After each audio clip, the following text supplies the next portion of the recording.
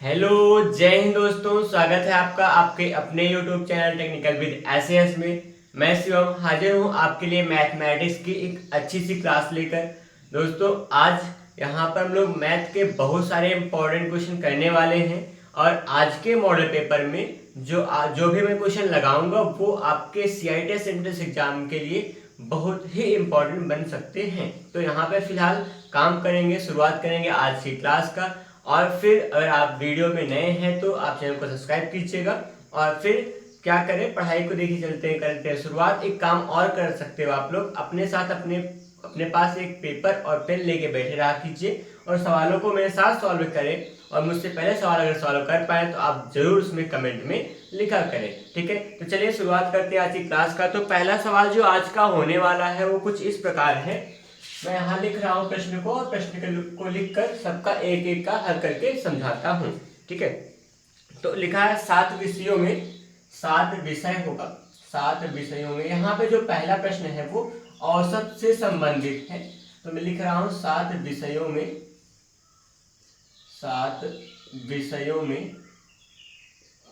सौरभ कोई नाम है, ठीक है।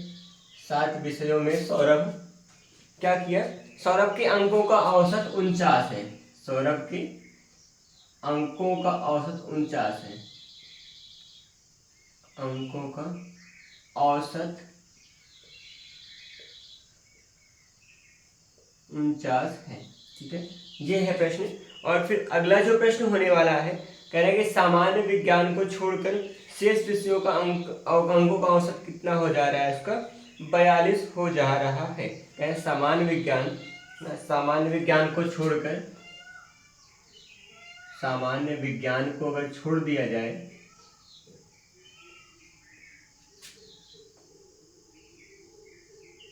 सामान्य विज्ञान को छोड़कर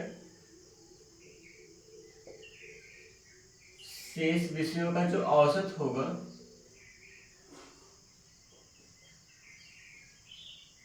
शेष विषयों का औसत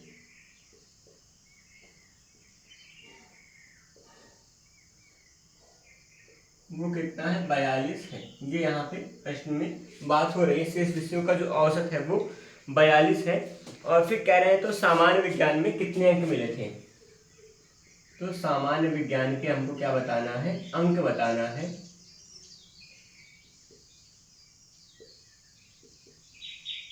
फिलहाल ये है प्रश्न और इस प्रश्न को करेंगे सॉल्व। यहाँ पर मैं विकल्प लिख दे रहा हूँ। विकल्प में पहला जो होगा 88, 85, 87 और 91 है।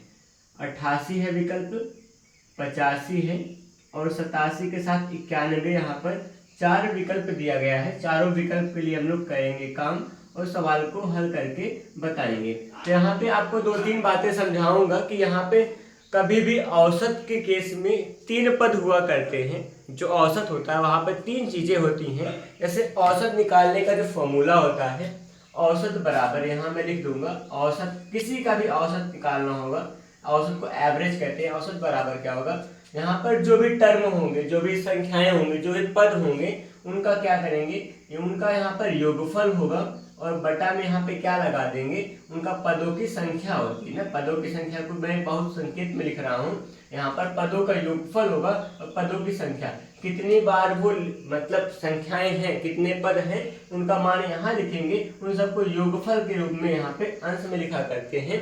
ये औसत का सीन होता है। अब यहाँ पर देखिए, उसके पास, सौरभ के पास 7 विषय था। 7 विषय का औसत मान क्या दिया गया है, 49 है। उसका संख्या, विषयों की संख्या कितनी है, 7 है। तो यहाँ पे मतलब कि 7 विषय के साथ क्या कर लेंगे, 7 विषयों का योग निकाल लेंगे। 7 विषयों का जो योग होगा वो कितना हो जाएगा, वो 49 गुणा में कितना होगा, 7 हो जाएगा। ये इतनी बात आ जाएगी। उसके बाद क्या करेंगे, मान निकाल लेते हैं। देखिए 7 9 63 हो जाएगा और फिर 7 चौके 28 और 28 से कितना होगा, यहाँ पे 34 यहाँ पे कर देंगे, 343 आ जाएगा। आगे यहाँ पर अगर क्या कह रहे हैं कि सामान्य विज्ञान को छोड़ दिया जाए, मतलब एक विषय को छोड़ दे रहे हैं, तब कितना विषय बचेगा, 6 विषय बचेगा। तो 6 विषय का औसत मान में निकाल लेंगे, योगफल निकाल लेंगे। फिलहाल 6 विषय का औसत तो 42 दिया गया है, लेकिन लोग 6 विषय का क्या निकालेंगे, यहाँ पर योगफल निकालेंगे। तो 6 विषयों का योगफल निकाल लेंगे। ना 6 विषयों का योग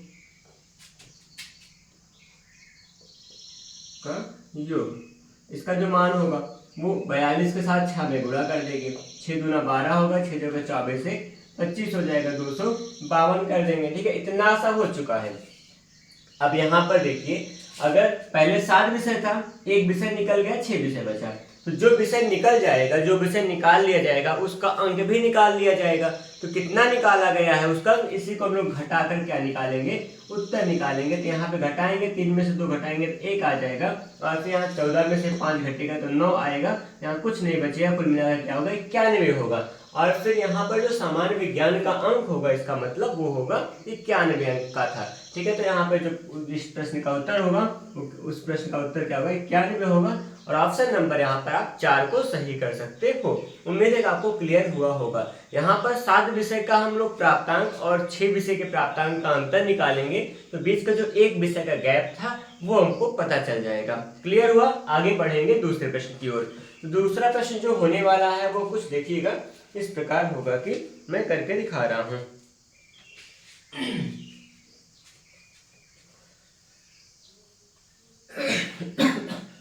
दूसरे प्रश्न में यहाँ पर जो कुछ भी होगा लिख के बता रहा हूँ, फिर उसके बाद समझाता हूँ आपको।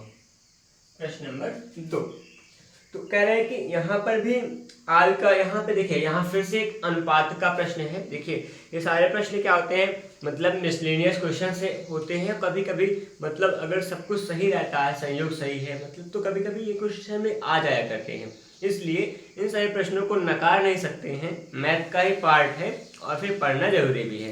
तो यहाँ पे रेशियो का प्रश्न है, अनुपात का है। ठीक है, अनुपात के इस प्रश्न को आप लगाइएगा, आसान प्रश्न है इसलिए अनुपात का यहाँ पे लिया जा रहा है। ठीक है, पिंटू की आयु का रेखा की आयु के साथ अनुपात दिखा गया है। चलिए नाम लिख लेते हैं, कोई नाम है पिंटू की आयु का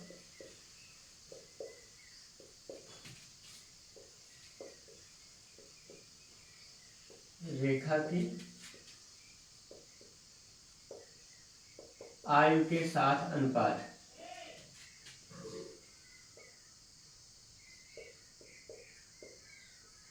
5:8 है। ठीक है, ये कहा गया है। उसके बाद फिर कह रहे हैं कि और तथा उसकी आयु का योगफल 78 वर्ष है। ठीक है, तथा उसकी आयु का योगफल 78 वर्ष है, तथा उनकी जो आयु है, उनकी आयु का योगफल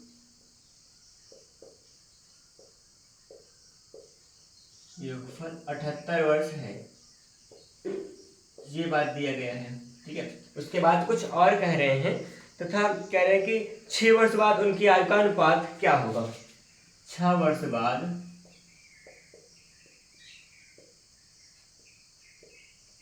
उनकी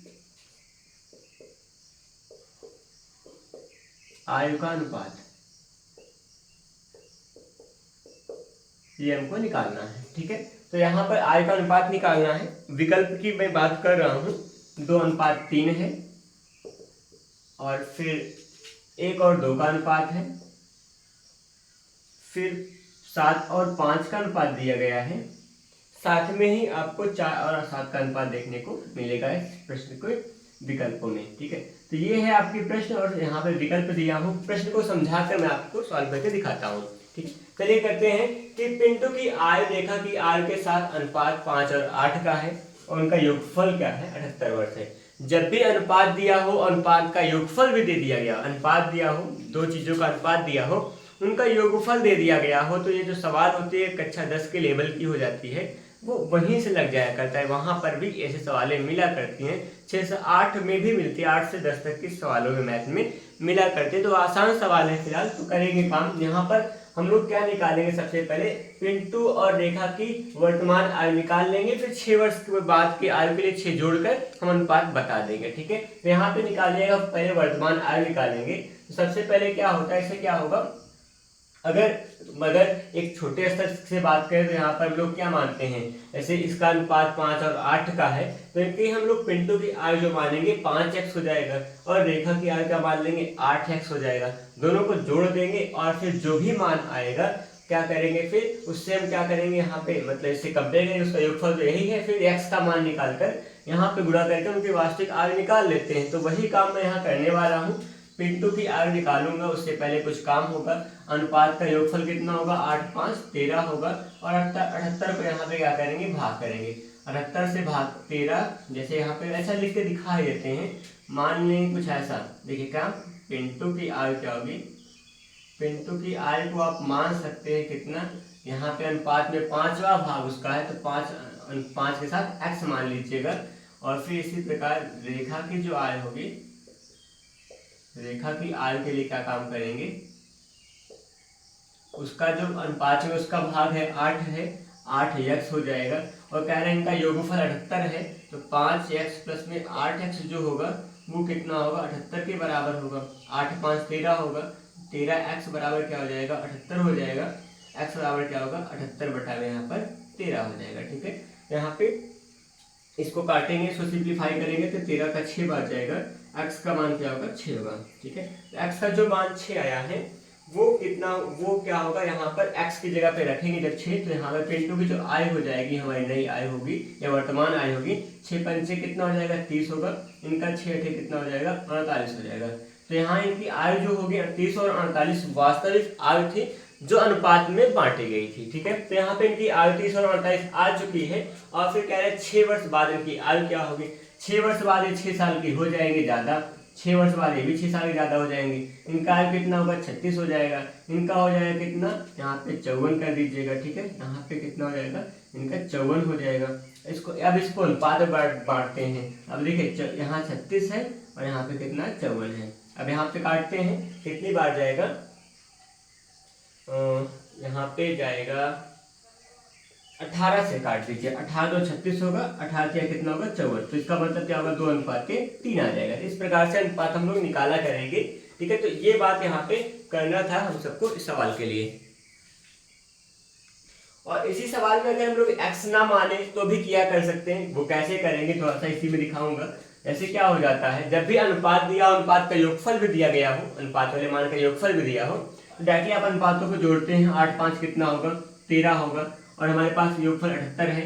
78 जो होगा 78 जो होगा 13 का कौन सा भाग होगा, तो हम लोग यहाँ गुणा भाग करेंगे, यहाँ 13 78 6 भाग जाएगा, तो इसका मतलब जो 6 आएगा, 6 से 5 में गुणा करेंगे, 6 पंचे 30 होगा पहला भाग, 6 से 8 में गुणा करेंगे, 6 48 होगा दूसरा भाग। तो पहले भाग का मान क्या होगा, 30 आ जाएगा, दूसरे भाग का मान क्या होगा, 48 होगा। तो पहला नाम क्या था, पिंटू, पिंटू के लिए क्या कह दीजिएगा 30 होगा, और रेखा के लिए क्या होगा 48 हो जाएगा, ये इनकी उम्र हो जाएगी। और फिर क्या कर दिए, इसमें 6 जोड़ देंगे, इसमें भी 6 जोड़ देंगे, क्या होगा 36 होगा, और क्या होगा यहाँ पे 48 होगा।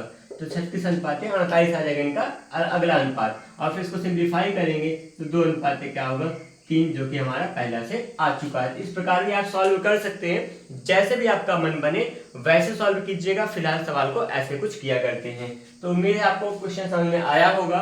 आगे यहाँ पे जो ऑप्शन होगा, ऑप्शन नंबर फर्स्ट इस सवाल का राइट आंसर होने वाला है। ठीक है, आगे बढ़ेंगे अगले प्रश्न पर। अगला प्रश्न जो होने वाला है वो 3rd नंबर होगा। 3rd नंबर पे देखिए चर्चा करते हैं, और फिर उस पर सवाल को लिखकर मैं काम करूंगा। ठीक है, सवाल नंबर 3rd आने वाला है आपके सामने। देखिए यही कुछ ही वक्त बचे हैं। ठीक है, और मतलब कि एग्जाम की बात करते, एग्जाम में बहुत कम ही समय बचा है, 1 हफ्ते से कम ही है, 1 हफ्ता ही समझ लीजिए, 1 हफ्ते से बहुत कम है। तो यहाँ पर अब जो तैयारी है आपकी थोड़ी सी तेज होनी चाहिए, और फिर तैयारी अगर तेज नहीं होगी तो कैसे कर पाओगे। तो तैयारी को थोड़ा तेज कीजिएगा, और फिर अपने स्तर से जो कुछ भी मतलब कोई प्रॉब्लम आती है तो आप प्रॉब्लम के लिए मतलब हम लोगों से काफ़ी हेल्प ले सकते हो। कोई भी दिक्कत आए किसी भी सब्जेक्ट में, हम लोग वैसे पूरा का पूरा सिलेबस चला रहे हैं, नॉन टेक और टेक्निकल सबका सब चल रहा है। आपको एग्जाम के बारे में सारी डिटेल भी दी गई है इसी यूट्यूब चैनल पर, तो मुझे नहीं लगता कि बहुत ज़्यादा दिक्कत होने वाली है कहीं पर। अगर फिलहाल कोई दिक्कत हो तो आपके पास यही मौका है थोड़ा सा ज़्यादा से प्रयास करके, मतलब अगर किसी चैप्टर में कोई दिक्कत हो, किसी खास चैप्टर में दिक्कत होती है तो आप प्ले लिस्ट में जाकर बहुत सारे चैप्टरों पर डिस्कस किया गया है, फॉर्मूले पर डिस्कस किया, बहुत सारे सवाल लगाए हैं, यहाँ पर भी हम लोग 20-25 प्रैक्टिस सेट भी कर चुके हैं, 25-26 के आसपास होने वाला है। तो इतना सब मतलब इतने सारे क्लासेस, इतने सारे वीडियोज हो चुके हैं कि आपको मतलब कि 12-15 मतलब 17-18 क्वेश्चन नहीं करा सकते क्या, ऐसा कुछ नहीं है। तो यहाँ पे आप चाहोगे तो सारे के सारे क्वेश्चन कवर कर पाओगे, और सारा का सारा सिलेबस हम लोगों ने कवर किया है पहले से ही, इसलिए बहुत दिक्कत नहीं होने वाली है अगर आप क्लास को शिद्दत से लिए होंगे तो। अगर नहीं लिए हैं तो आपके पास अभी मौका भी है, जाके आप प्लेलिस्ट में क्लास को ले सकते हैं, देख सकते हैं और समझ सकते हैं। कोई दिक्कत होती है तो वहाँ पे भी आप कमेंट करके बात कर सकते हैं, ठीक है। तो यहाँ पे बढ़ेंगे अगले प्रश्न पर। अगला प्रश्न जो होने वाला है सबके पास वो यहाँ पर 3rd नंबर होगा, ठीक है। 3rd नंबर की बात करूँ तो मैं यहाँ पे लिखा है कि 22 मैं लिख रहा हूँ, उसका से काम करते हैं। 3rd नंबर यहाँ पे प्रश्न में लिखा है कि यहाँ पे अगला प्रश्न वर्क एंड टाइम से है। लिखा है 22 जवान को किसी कैंप का एक भाग बनाने में 22 जवानों को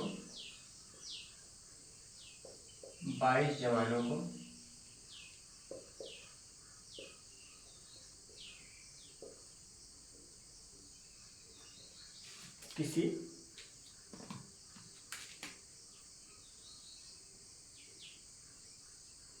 कैंप का एक भाग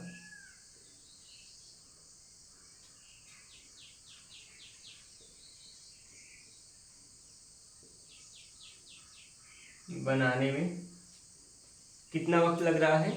32 दिन लगते हैं। 32 दिन लगते हैं।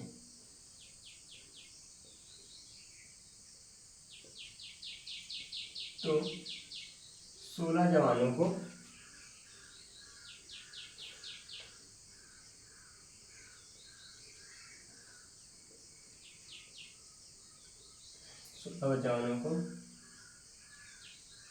काम पूरा करने में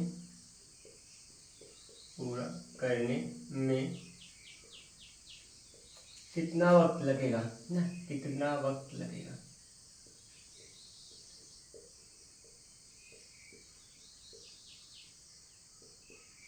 फिलहाल ये प्रश्न है।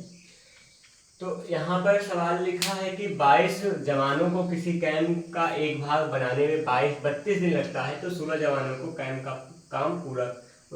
काम को पूरा करने में कितना समय लगेगा, कितना दिन लगेगा, ये हमको मान निकालना है, ठीक है। यहाँ पे मैं प्रश्न का विकल्प उत्तर लिख रहा हूँ। यहाँ पर 44 दिन होगा, 45 दिन होगा, ठीक है, और फिर यहाँ 46 और 48 दिन है। 46 और 48 दिन आपके सामने लिखा गया है। तो 4 विकल्प हैं, चारों विकल्प को देखकर हम लोग काम करेंगे। और अगर जो यहाँ वर्क एंड टाइम की जो सवाल मिली है, इसको आप विकल्प देखकर या फिर प्रश्न को देखते ही सॉल्व कर सकते हो बड़े आराम से। जिसको नहीं आता है प्रश्न को देखकर सॉल्व करने का, वो वेट करेगा, मैं लगा कर दिखाता हूँ। फॉर्मूला आपको याद होना चाहिए, बहुत बेसिक फॉर्मूला होता है।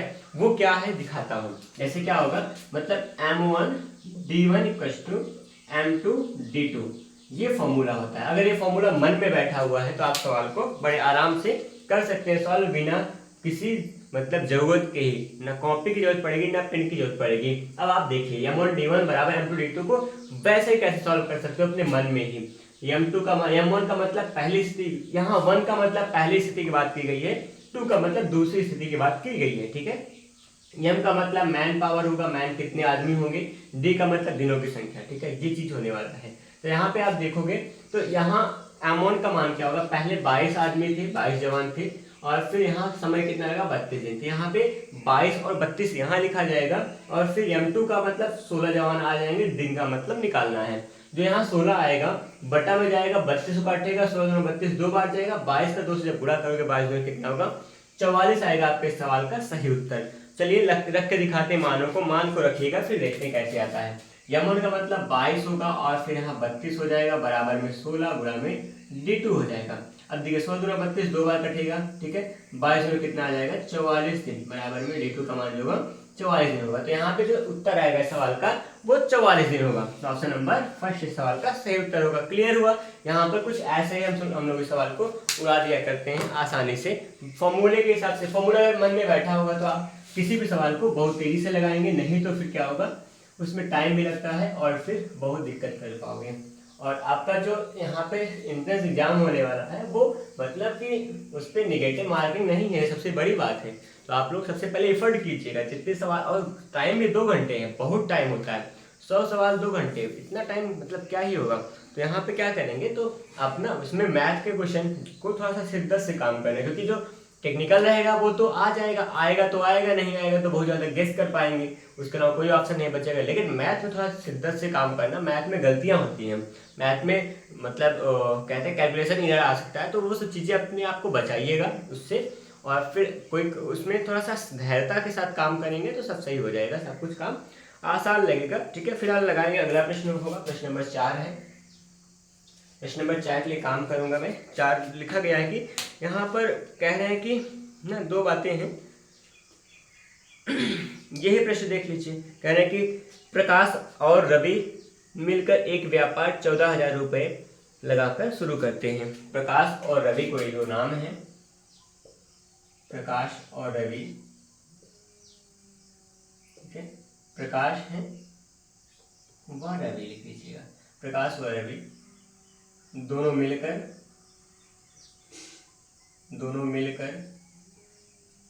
क्या करते हैं, मिलकर 14,000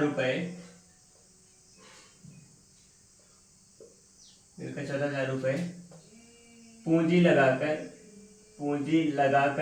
क्या करते हैं, लगाकर कोई व्यापार शुरू करते हैं, ठीक है, अरे करते हैं लिख देंगे, कोई व्यापार करते हैं, ठीक है जी, इतनी बात हो जाएगी। उनकी जो शेयर है आपस में ना, जो उनका मतलब कि पूंजी लगाए हैं वो 2:5 के अनुपात में है, उनकी पूंजियां कहते हैं जो 2 और 5 के अनुपात में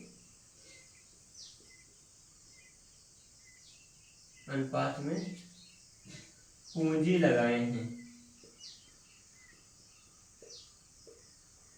ये है हमारे पास प्रश्न, ठीक है, और ये इतनी सी बात कही है। तो रवि, प्रकाश और रवि दोनों मिलकर 14,000 रुपये पूंजी लगाकर, ठीक है, व्यापार करते हैं, ठीक है, यहाँ पे लगाकर व्यापार करते हैं, जो 2 और 5 के अनुपात में पूंजी लगाए हैं, ठीक है। यहाँ पे पूछा है किसका, रवि का हिस्सा निकालना है, रवि का हिस्सा बता, रवि का हिस्सा क्या है, रवि की हिस्सेदारी क्या है, रवि का हिस्सा निकाल देंगे, वो हमको करना है काम, ठीक है। रवि का हिस्सा निकालने के लिए काम करेंगे, रवि का हिस्सा हमको ज्ञात करना है। और विकल्प में लिखा है 12,000, 9,000, 4 और 8 है, 12,000 है, 9,000 है, ठीक है, और 4,000 है, 8,000 है, ठीक है। ये विकल्प हमारे पास है, इन्हीं विकल्पों पे काम करना है। तो चलिए करते हैं सवाल को हल। देखिए यहाँ पर भी वही सवाल है अभी जैसा हमने पिछला लगाया था, कौन सा कहें तो वो ये ना अनुपात वाला कुछ सवाल लगी थी पीछे वाली, उसी की जैसे ये भी होने वाली है, बहुत ज़्यादा उससे हटकर नहीं है। बस देखेंगे यहाँ पर क्या होने वाला है।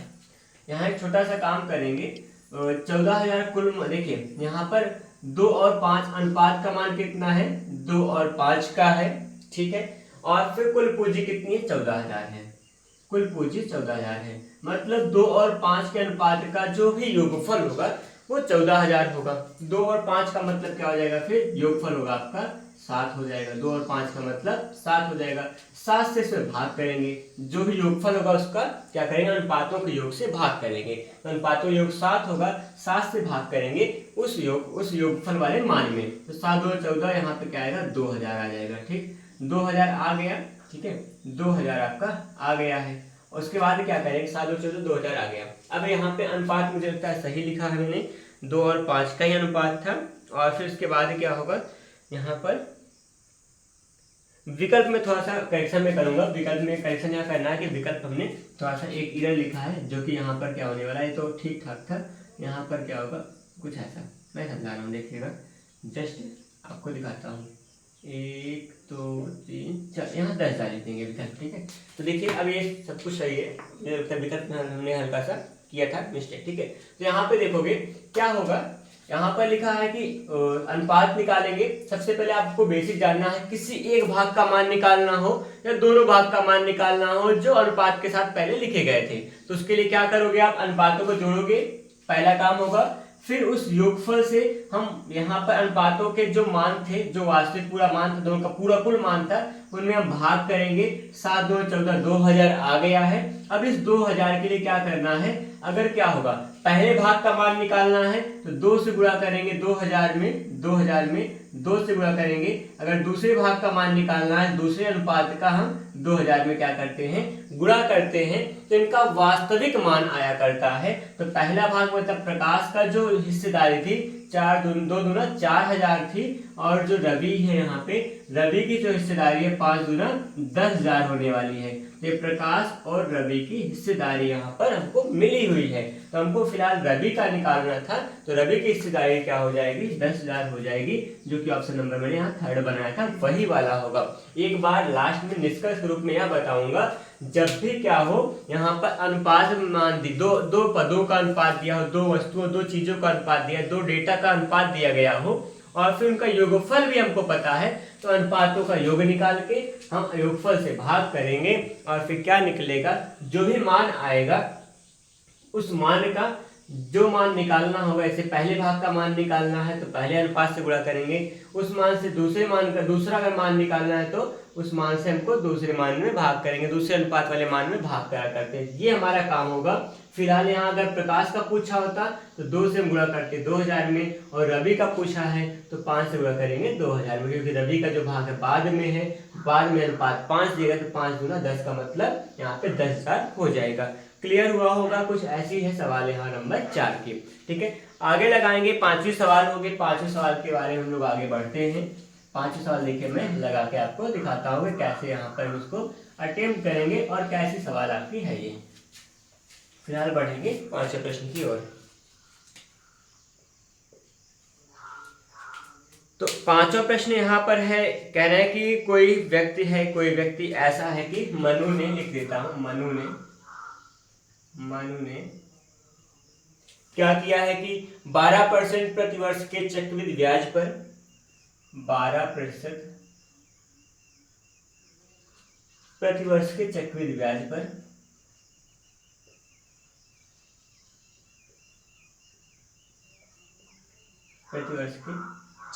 ब्याज पर चक्रवृद्धि ब्याज पर क्या करना है, उसके साथ ब्याज पर यहाँ पर 5,000 रुपये उधार लिए, 5,000 रुपये उधार इसने क्या क्या लिया है। ठीक है, उसके बाद फिर क्या हो रहा है कि उसको 2 वर्ष बाद कितनी धनराशि वापस करनी चाहिए, उसे 2 वर्ष बाद कितनी धनराशि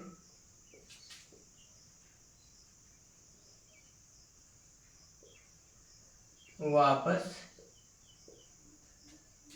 करनी चाहिए।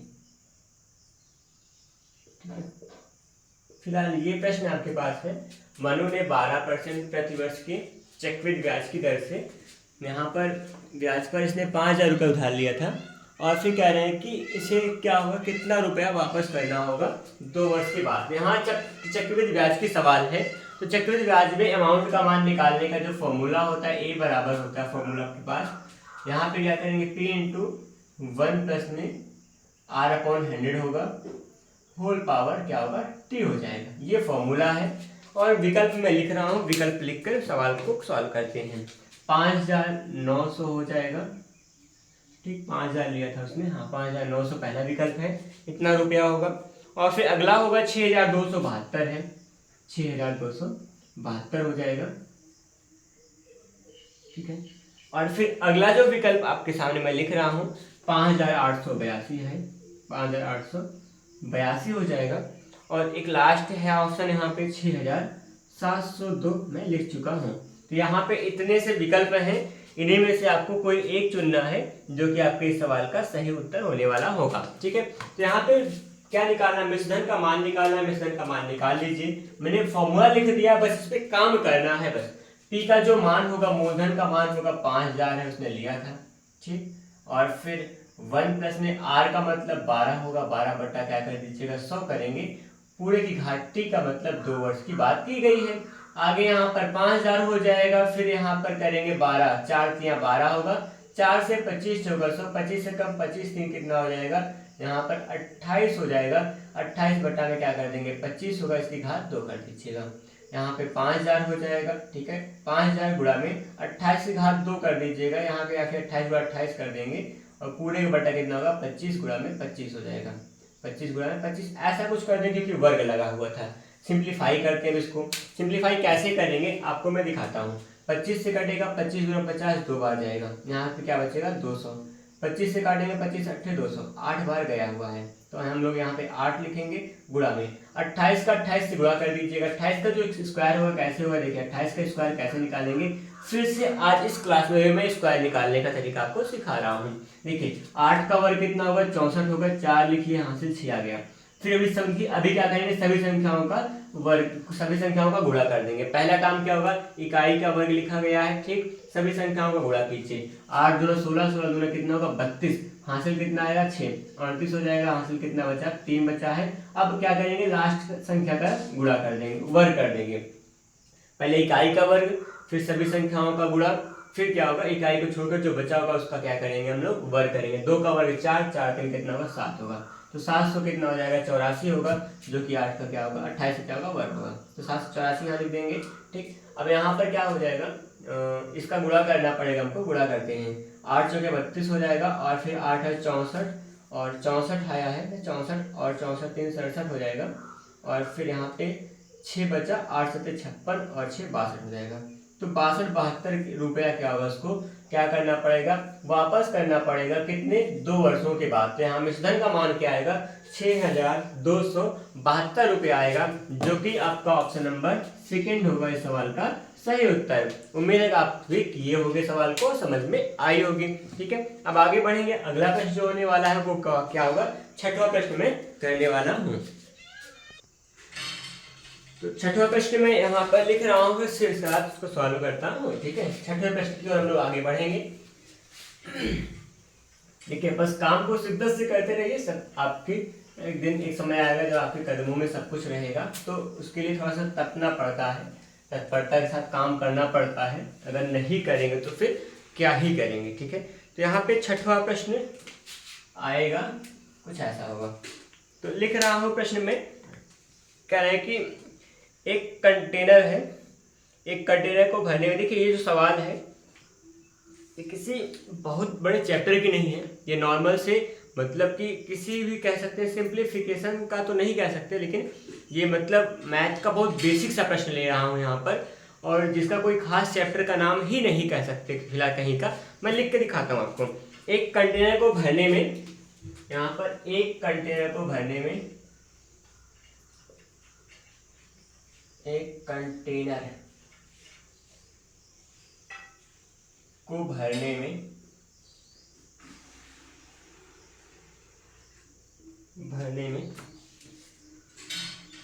18 बाल्टी पानी की जरूरत पड़ती है। एक कंटेनर को भरने में 18 बाल्टी पानी की जरूरत पड़ती है, 18 बाल्टी पानी की जरूरत पड़ती है, पानी की जरूरत पड़ती है, ठीक है। ये यहाँ पे प्रश्न है, पड़ती है, ठीक है। उसके बाद क्या कहा गया है यहाँ पर, जबकि हर बाल्टी की क्षमता 35 लीटर है, जबकि यहाँ पर क्या है, हर बाल्टी मतलब प्रत्येक बाल्टी लिखेंगे, जबकि प्रत्येक बाल्टी की क्षमता 35 लीटर है, प्रत्येक बाल्टी की क्षमता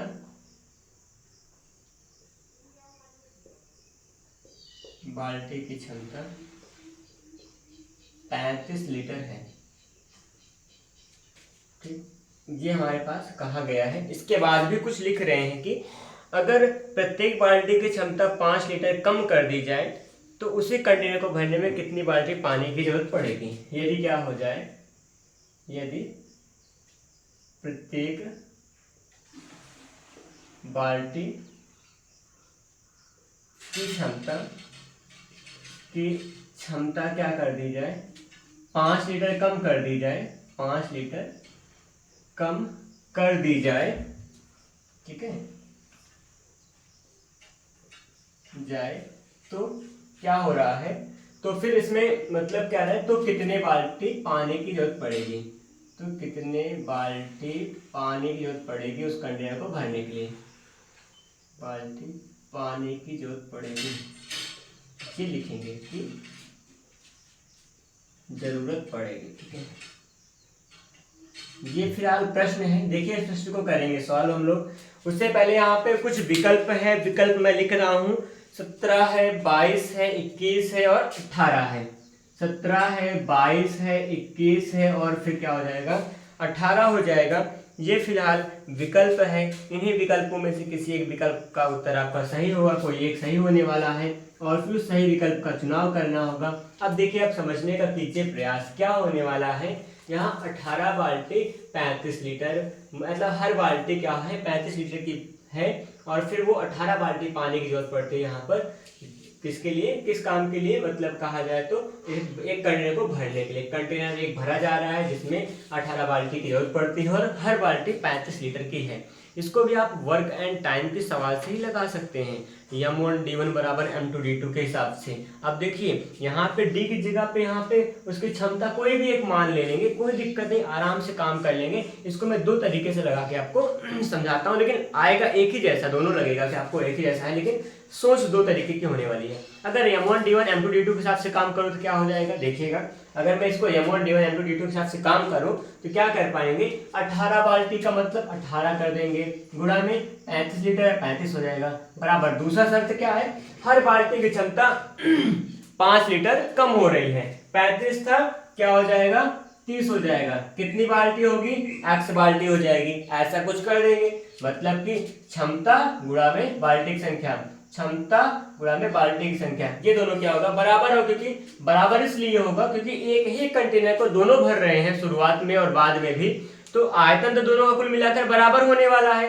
अगर आयतन बराबर होगा तो क्या होगा, इनके इसी आयतन के बराबर वाले शर्त के हिसाब से काम बराबर करेंगे दोनों, क्योंकि पहले एक ही कंटेनर था, वही कंटेनर बाद में ही है, तो दोनों शर्त में दोनों समान काम कर रहे हैं, इसलिए यहाँ पर पहले का क्षमता बराबर दूसरे की क्षमता के हिसाब से काम कर लेंगे और फिर सवाल को हम लोग अटेम्प्ट कर पाएंगे आसानी से।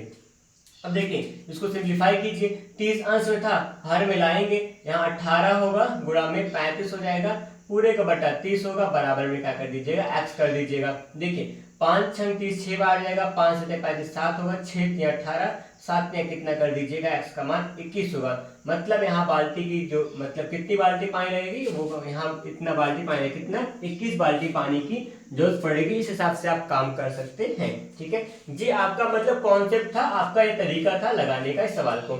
अगर दूसरा जो विधि मैंने कहा था उसको अगर देखें तो यहाँ दूसरी विधि की बहुत खास रिक्वायरमेंट तो नहीं लग रही है, तो किसी आसानी से इसको हम लोग समझ कर पाए हैं, लेकिन वो क्या होगा यहाँ पर कर देंगे कि यहाँ पर हम लोग पहले बर्तन की या फिर जो भी कंटेनर था उसका क्षमता निकालेंगे, उसकी धारिता निकालेंगे, पूरे कंटेनर की धारिता निकालेंगे, उसकी क्षमता। देखिए 18 बाल्टी पानी के द्वारा 35 लीटर पानी डाला जा रहा है, कुल कितनी क्षमता है, तो 18 का 35 से गुणा करके 18 का 35 से गुणा करके उसकी क्षमता निकाल लेंगे। दूसरी बार में क्या करेंगे, दूसरी बार में क्षमता निकालेंगे, मतलब 5 लीटर कम कर दिया जाए तो यहाँ पे कितना लीटर हो जाएगा, 30 लीटर पानी, 30 लीटर की बाल्टी द्वारा कितना पानी भर पाएंगे, कितनी बार में भर पाएंगे, वही क्या करना होगा, इतने यहाँ पे जो भी आएगा वो लीटर में आएगा, 30 लीटर का कितना भाग होगा उसी का मान निकालना होगा। कुल मिलाकर कॉन्सेप्ट वही है, बस यहाँ सोच का फर्क है। पहले हम क्या निकालेंगे, कुल कितना लीटर था वो निकाल लेंगे, मतलब कंटेनर की क्षमता निकाल लेंगे, और फिर 30 लीटर की क्षमता द्वारा 30 लीटर वाले बाल्टी द्वारा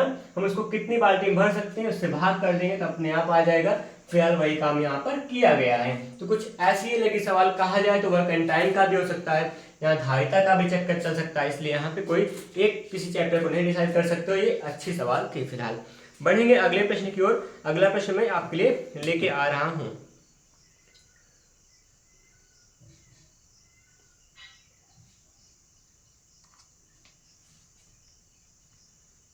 देखिए अगला जो प्रश्न होने वाला है वो कुछ ऐसा होगा, 7वां प्रश्न जो मैं लिख रहा हूँ वो दिखाता हूँ। 7वें प्रश्न के लिए हम लोग काम करेंगे। ये भी वैसे सही है, इस सवाल को भी, इस टाइप के सवाल भी एक बार देख लेते हैं। हुआ कम है इस टाइप के सवाल, एक आध दो ही किया गया है, कभी किया गया था। ठीक है, लिखा है कि यहाँ पर सवाल नंबर 7 है। कह रहे एक वर्ग का परिमाप 36 सेंटीमीटर है। एक वर्ग का परिमाप, एक वर्ग का परिमाप कितना, 36 सेंटीमीटर है। ठीक है, इतनी बात यहाँ पे कही गई है। उसके बाद कह रहे हैं क्या, इसका यहाँ पर इसकी भुजा ज्ञात कीजिए। वर्ग का परिमाप 36 सेंटीमीटर है, तो भुजा क्या होगी, तो वर्ग की क्या निकालना, हमको भुजा निकालना है। और मैं विकल्प लिखूंगा तो 6 सेंटीमीटर कह रहे हैं, और फिर 9 सेंटीमीटर है, और फिर 12 सेंटीमीटर है, और क्या 18 सेंटीमीटर यहाँ पे कहा गया है। इस प्रकार से आप कर सकते हैं 4 विकल्पों के लिए काम। देखिए सवाल को कैसे करेंगे हल, वो समझाता हूँ आपको। प्रश्न में क्या कहा गया है, यहाँ पर वर्ग का परिमाप। अब जिसको वर्ग का परिमाप पता होगा फॉर्मूले में, जिसको भी वर्ग के परिमाप का फॉर्मूला पता होगा, वो अब तक इस सवाल को हल भी कर चुका होगा। ठीक है, हम लोग भी हल करेंगे।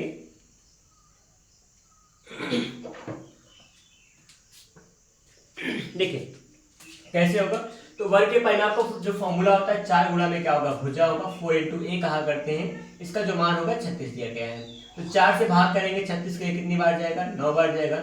ए का जो मान आया कितना आ जाएगा, 9 सेंटीमीटर। आराम से कर लीजिए, कुछ था ही नहीं सवाल में। तो यहाँ पे बस बताना था कि फॉर्मूला कैसा होता है, काम कैसे करेंगे। यहाँ पे वर्ग के परिमाप का जो फॉर्मूला होता है वो 4a होता है, और फिर 4 इक्वल यहाँ पे 36 दिया गया था, 4 से कटेगा 9 बार जाएगा। जो भुजा आएगी, जो आर्म का मान आएगा, वो क्या होगा, 9 सेंटीमीटर आ जाएगा। ठीक है, इसी साथ में एक बात बताएं, वर्ग का जो क्षेत्रफल होता है, इसका जो एरिया होगा, क्या होगा, वो भुजा का स्क्वायर, साइड का स्क्वायर होगा। तो यहाँ पे ए स्क्वायर कर देते हैं। ठीक है, ये फॉर्मूला इसका वर्ग के क्षेत्रफल का है। ठीक है, फिर आप बढ़ेंगे अगले प्रश्न पर। अगला प्रश्न जो होगा वो आपका 8वां प्रश्न होने वाला है, उसको मैं करके दिखाता हूँ। 8वें प्रश्न को भी देखिएगा, आराम से काम करेंगे 8वें प्रश्न के लिए। 8वां प्रश्न में यहाँ लिख रहा हूँ, कह रहे हैं कि एक बस है, प्रश्न नंबर 8 है। एक बस क्या करती है, एक बस 480 किलोमीटर, 480 किलोमीटर की दूरी, यहाँ पर ये 8 घंटे में तय करती है।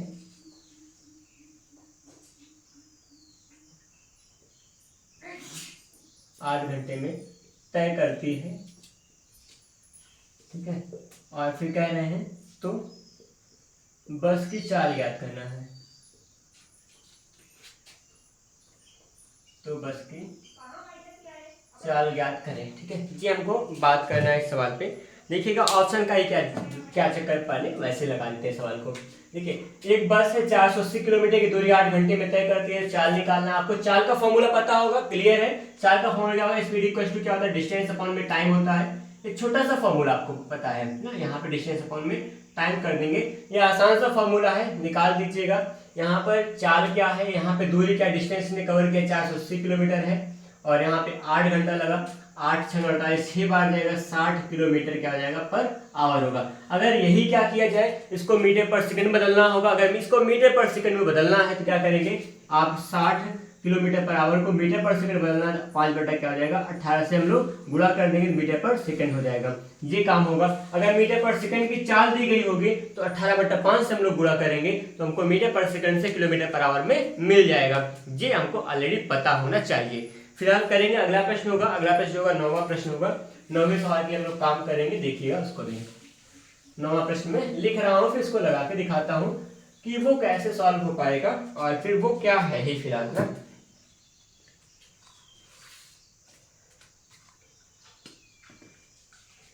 यहाँ पे कह रहे हैं कि 9वें सवाल, यहाँ पे कह रहे हैं 2 क्रमागत सम संख्याओं का योगफल जो होगा वो 46 है। 2 क्रमागत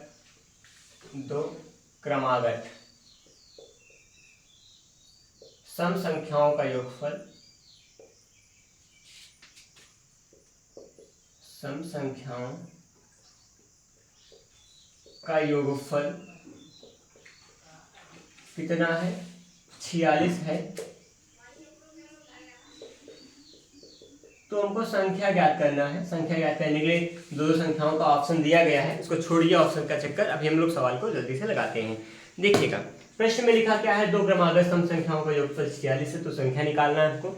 संख्या पहली संख्या, दूसरी संख्या, छोटी संख्या, बड़ी संख्या, कोई भी ऑप्शन है पूछ सकते हैं यहाँ पे भाषा में। छोटी संख्या ज्ञात कीजिए, बड़ी संख्या ज्ञात कीजिए, पहली संख्या दूसरी संख्या ज्ञात कीजिए, या फिर दोनों संख्याएं ही ज्ञात कीजिए, तो दोनों संख्याओं का जोड़ा यहाँ पे आपको बना हुआ मिलेगा। तो ठीक फिलहाल यहाँ पे क्रमागत सम संख्या के बारे में जानेंगे। सम संख्या होती क्या है, सम संख्या से 2 4 6 8 10 ये सब सम संख्या होंगी। वे संख्याएं जो 2 से पूरी तरह से कट जाती है उन्हें सम संख्या कहते हैं। यहाँ पे सम संख्याओं के केस में क्या किया करोगे, ऐसे अगर आप मानोगे, क्या मान सकते हैं, माना अगर पहली संख्या x होगी और सम संख्याओं के बीच का जो गैप होता है वो 2-2 अंक का होता है। हर 2 अंक के बाद अगली नई सम संख्या आएगी क्रमागत वाली, ठीक है। तो मान लेंगे पहली सम संख्या x होगी तो दूसरी क्या हो जाएगी, दूसरी होने वाली होगी x प्लस में क्या होगा 2 होगा। और अगर ये पहली दूसरी दोनों संख्याएं हैं तो कह रहे हैं दोनों संख्याओं का योगफल कितना 46 है। x प्लस क्या कर दीजिएगा, x प्लस 2 का जो मान होगा योगफल करने पे 46 आ जाएगा। x क्या आ जाएगा 2x होगा और 2 को पीछे भेज दीजिएगा, घटेगा 46 माइनस में 2 आ जाएगा। यहाँ पे 2x इक्वल टू क्या होगा, यहाँ पे 46 में 2 सब्ट्रैक्ट कर देंगे, कितना आएगा 44 आएगा। अब यहाँ पे x इक्वल टू क्या आ जाएगा, 2 से यहाँ डिवाइड होगा, कितना आएगा 22। x का मान 22, मतलब पहली संख्या क्या हो जाएगी वो आपकी 22 होगी। और दूसरी संख्या क्या हो जाएगी, x प्लस 2 निकालना पड़ेगा। दूसरी संख्या x प्लस 2 करेंगे, x प्लस 2 का मतलब x का मतलब 22 होगा, 22 आ जाएगा क्या 44 हो जाएगा, ठीक है। कुछ ऐसा आएगा क्या, 22 तो अरे 44 कहाँ होगा, 22 तो 24 होगा, बड़ा कर दिया तो, ठीक है। तो 22 तो क्या हो जाएगा 24 आ जाएगा। इस हिसाब से पहली संख्या क्या होगी 22 होगी, दूसरी संख्या क्या होगी 24 होगी, ये सवाल का सही उत्तर होगा। तो ऐसे कुछ लगाएंगे। कभी भी मतलब क्रमागत अगर सम की बात करा हो या विषम की बात किया गया हो, दोनों केस में हम लोग x प्लस 2 करेंगे। मतलब प्लस 2 क्यों कह रहे हैं, यहाँ पे यह वजह है कि मतलब कोई भी दो क्रमागत सम हो या विषम हो, उन संख्याओं का जो गैप होता है वो 2-2 अंक का होता है, इसलिए अगली संख्या को हम 2 बढ़ाते हुए लिखा करते हैं। अगर पहली संख्या x माने हैं, दूसरी संख्या क्या मानेंगे x plus 2, x plus 4, x plus 6, ऐसे करते हुए हम लोग आगे बढ़ते हैं, हमारा तरीका होता है, ठीक है। तो बढ़ेंगे अगले प्रश्न पर। एक यहाँ पे कोई रेक्टेंगल की बात कर रहे हैं, मतलब आयत की बात कर रहे हैं, उस आयत के सवाल को भी हम लोग देख लेते हैं। आयत के सवाल को कैसे लगाएंगे और आयत के सवाल होती ही क्या है, आयत के बारे में फॉर्मूले पर भी एक बार चर्चा हो जाएगा, ठीक है। और फिर हम लोग उस हिसाब से काम भी कर लेंगे, ठीक है। बढ़ते हैं अगले प्रश्न पर, दिखाता हूँ मैं आपको। अगला प्रश्न 10वां प्रश्न होगा। 10वें प्रश्न के बारे में क्वेश्चन नंबर 10 है। 10 नंबर में लिखा है कि कह रहे कि एक आयताकार मैदान है, एक आयताकार मैदान है, आयताकार मैदान, ठीक। इसके बारे में क्या हो रहा है, एक आयताकार मैदान की लंबाई कह रहे हैं, कितना है, इसकी लंबाई 30 मीटर है, ठीक है। तथा इसकी जो चौड़ाई है वो यहाँ पे कही गई है 20 मीटर है। ये यहाँ डेटा दिया गया है। इसके बाद में कुछ नहीं लिखने वाला हूँ, इसके बाद में कुछ बताने वाला हूँ, कुछ समझाने वाला हूँ, सिखाने वाला हूँ आपको, ठीक है। यहाँ पर आयताकार मैदान है, इसकी लंबाई और चौड़ाई दी गई है। आयताकार मैदान कुछ इस प्रकार से आपको दिखाना है, ये आयताकार है, रेक्टेंगल है, ठीक, ये बना हुआ है, जैसा भी है कुछ आयताकार ऐसा होगा। ये आपकी लंबाई होगी, लेंथ है, ये विड्थ है, मतलब चौड़ाई होगा, ठीक है। लंबाई चौड़ाई आपको दिया गया है। इसके बारे में क्या क्या निकाला जा सकता है, क्या क्या पूछ सकते हैं, इसके बारे में क्या है, तो होगा परिमाप के बारे में जानेंगे, ठीक, पैरामीटर के बारे में, परिमाप यहाँ पे हम लोग निकाला करते हैं। और दूसरा जो निकाला जाता है उसको क्षेत्रफल लाएंगे। दूसरा हमारे पास क्षेत्रफल, यहाँ पे हम लोग क्षेत्रफल का मान ज्ञात करा करते हैं। एक परिमाप होगा, इसका अध्ययन करेंगे, तो इसे एक दूसरा क्या होगा, क्षेत्रफल होगा। इसके बारे में हमको ज्यादा जानना होता है, इसके बारे में ज्यादा सवालें पूछी जाती हैं, ठीक है। देखिएगा यहाँ पे परिमाप का जो फॉर्मूला होता है 2 इंटू लेंथ प्लस में विड्थ होता है, 2 गुणा में लंबाई प्लस चौड़ाई होगा। क्षेत्रफल का जो मान होगा लंबाई गुणा में क्या होगा, चौड़ाई होगा। ये फॉर्मूला होता है, इस फॉर्मूले से आप काम कर सकते हैं। एक बात यहाँ पे और पूछी जाती है, इसके विकर्ण का मान। विकर्ण क्या होता है, किसी चतुर्भुज के सम्मुख कोणों को मिलाने वाली जो भुजा होती है उसे क्या कहते हैं, विकर्ण कहते हैं। मतलब जैसे विकर्ण यहाँ पे कौन सा होगा, यहाँ पे जो विकर्ण होने वाला है सम्मुख कोण, जैसे इसके सामने ये कोण होगा, इसके सामने ये कोण होगा, इन दोनों में से किसी को इसे मिला दीजिएगा, इसे क्या कहेंगे, यहाँ पे विकर्ण कहेंगे। तो विकर्ण की लंबाई कैसे निकालेंगे, ये भी लेंथ ही है, ये लेंथ है, विड्थ है। विकर्ण का मतलब डायगोनल कहते हैं यहाँ पे। डी का मान कैसे निकालेंगे, इसको निकालने के लिए आपको यहाँ पर एक बात बताओ तो यहाँ जो रेक्टेंगल होगा उसका प्रत्येक जो यहाँ पे एंगल होगा वो क्या होने वाला है, राइट एंगल होता है, मतलब यहाँ समकोण कहेंगे। और समकोण ये क्या बन चुका है, नीचे त्रिभुज बन चुका है। समकोण त्रिभुज का एक फॉर्मूला छोटा सा होता है, बहुत फेमस फॉर्मूला है, पाइथागोरस थ्योरम होता है, पाइथागोरस प्रमेय है। उस पाइथागोरस प्रमेय के साथ ऐसे समकोण त्रिभुज की किसी भी एक अननोन भुजा, किसी भी भुजा का मान निकाल सकते हैं। तीन भुजाओं का मध्य संबंध होता है, इस हिसाब से डी का जो मान होगा, डी बराबर होगा स्क्वायर रूट में लिखा जाएगा एल स्क्वायर प्लस में बी स्क्वायर होगा। ये क्या होने वाला है आपके लिए, विकर्ण की लंबाई होगी किसकी, किसका विकर्ण होगा, विकर्ण किसका विकर्ण होगा, आयत का। तो आयत का अगर विकर्ण होगा तो ये काम करेंगे। तो फिलहाल मतलब अगर जो फॉर्मूला होने वाला है इतना ही फॉर्मूला होता है इस केस में, इस प्रकार के सवालों में। तो कोई भी आयत होगा उनमें से इतना पूछा जा सकता है, परिमाप, क्षेत्रफल और विकर्ण। तो मैंने फॉर्मूला लिखा है, कुछ भी निकालने का मन करेगा तो आप निकाल लेंगे, इसमें कोई बात नहीं है, ठीक है। बढ़ेंगे अगले प्रश्न पर। मैं आपको टॉपिक और कॉन्सेप्ट सिखाने वाला था और कुछ खास नहीं, ठीक है। आगे का जो प्रश्न मैं लेकर आ रहा हूँ वो कुछ ऐसा होगा कि वो मैं आपको दिखाता हूँ तुरंत।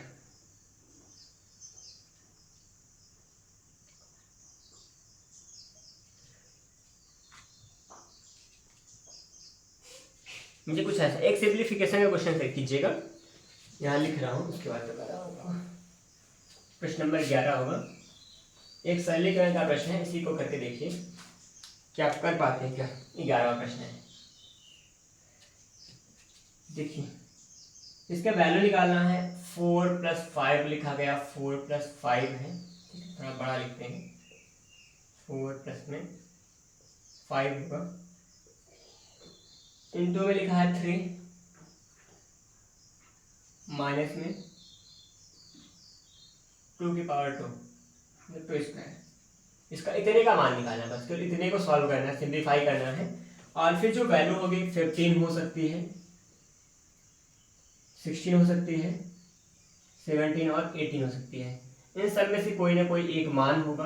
4 विकल्प आपके सामने मैं लिखा हूँ और चारों में से इनको किसी न किसी एक को सॉल्व करना है। कुल मिलाकर ये बताना है आपको कि इसमें इसको हल करने पे कितना उत्तर आएगा। ये आपका होमवर्क है, इसको आप कीजिएगा, अभी कीजिए, अभी करके आप कमेंट कर सकते हैं। फिलहाल यहाँ पे इसी को आपको लगाना है, इसलिए आपका HW है। HW क्या अभी का वर्क है ना, अभी करके देखो कितना आएगा। तो यहाँ फिलहाल इस प्रकार से क्लास को लिए हैं। आगे क्लास में कुछ नए सवालों के साथ, कुछ नए फॉर्मूले, नए तरीकों के साथ फिर से मिलेंगे। और आपका यहाँ पे जो एग्ज़ाम होने वाला 8 को ही है, इसलिए जल्दी से, मतलब 2-3 मतलब 5 ही दिन बचा हुआ है, 4-5 दिन बचा हुआ है। इन्हीं दिनों में जल्दी जो कुछ भी कवर हो सके जल्दी से कवर कीजिए। सारा क्लास, सारा सवाल, सब कुछ पे मैंने चर्चा करके पहले से ऑलरेडी अपलोड कर रखा है। तो सबका अलग अलग प्लेलिस्ट भी है, और सारी डिटेल एग्जाम के बारे में, एग्जाम कैसे देना है, एग्जाम में कितने क्वेश्चन होंगे और एग्जाम में कौन कौन सा पार्ट में क्वेश्चन आएगा, टेक्निकल कितना क्वेश्चन, नॉन टेक्निकल कितना क्वेश्चन होगा, और नॉन टेक्निकल के सारे पार्ट के बारे में आपको बताया जा चुका है ऑलरेडी पिछले वीडियोस में, वहाँ पे आप जाके देख सकते हैं। उसके बारे में सारी डिटेल आपको वहाँ पे मिलेगा। तो फिलहाल चलते हैं, अगर मिलेंगे नई क्लास में। तब तक आप लोग अच्छे से पढ़ते रहिए, बढ़िया से पढ़ाई कीजिए।